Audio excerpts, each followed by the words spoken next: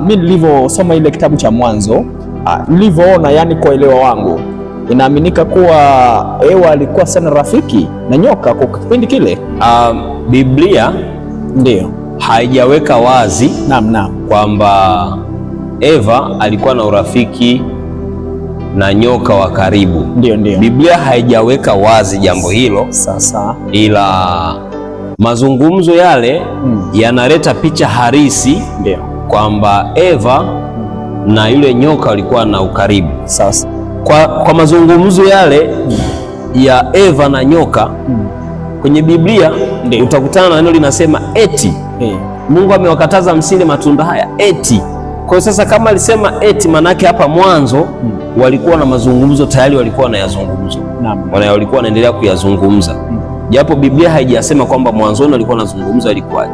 Biblia imetaja moja kwa moja kisa. Sasa kwa hiyo huenda, na jaribu kutafakari, huenda kama Eva angekuwa na urafiki na simba, huenda Ibilisi angeingia kwa simba ili kumdanganya Eva. Kama Eva angekuwa na urafiki zaidi na twiga, Ibilisi angeingia twiga na kumdanganya.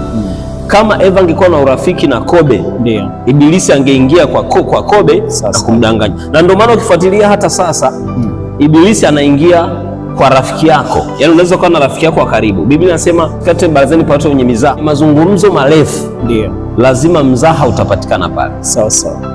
Kwa hiyo hata Eva na yule nyoka walikuwa na mazungumzo marefu sana, na ndio maana yeye akapata fursa ya kudokeza hilo jambo.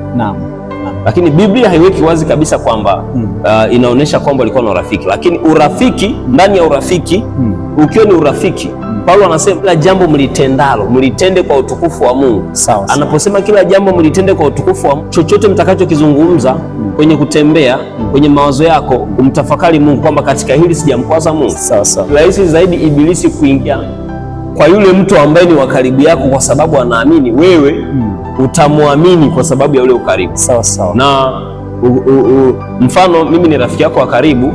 Ibilisi ni rahisi zaidi kuja kwangu mimi na kukudanganya wewe jambo lolote. Unaweza ukaniletea ushauri ukaniambia nina ushauri Daniel wa kufanya jambo 1, 2, 3. Lakini kwa sababu tayari kuna kitu ambacho Ibilisi ameweka ndani yangu cha chuki, mimi nitaliondoa lile wazo lako na kukwambia hilo hapana, mimi sikushauri. Kwa hiyo utanisikiliza kwa sababu mimi ni rafiki yako. Kwa nini Hawa kuchukua hatua ya fanyaje ya kukataa, labda kujaribu kumwambia acha kwanza niende nimuulize Adam ndio tuone suluhisho kuhusu ile tunda? Matukio yote hatuwezi tukayajadili kwa sababu hatukuwepo. Sawa. Vitabu vyote vitano, kitabu cha Mwanzo, Kutoka, Mambo ya Walawi, Kumbukumbu la Torati, ikiwemo na kitabu cha Hesabu, ni vitabu ambavyo ameviandika Musa. Pindi Mungu anafanya uumbaji, Musa hakuwepo. Sawa. Kwa hiyo hata haya ya nyoka na Adamu kuumbwa, ni Musa aliingia kwenye maombi akafunuliwa. Kwa hiyo mimi naamini hata sisi tukitaka uhakika juu ya jambo hilo, tukiingia kwenye maombi, kuna maswali mengi.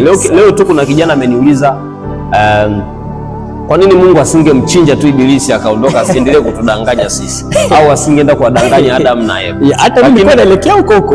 Lakini pia na mimi nikamuuliza hivi, huenda unaweza kuwa na swali lingine na mimi nitakuongezea. Aliyemuumba Mungu ni nani? Kwa kweli. Na jana nilikuwa nazungumza na binti yangu nikamweleza Mungu hakuumbwa. Vitu vyote viliumbwa. Kitu pekee ambacho hakikuumbwa ni Mungu. Mungu hakuumbwa, bali yeye ni muumbaji na yeye ndio chanzo, ni mwanzo wa vyanzo vya vyanzo, mwanzilishi wa vyanzo. Amina. Ubarikiwe sana. Amen.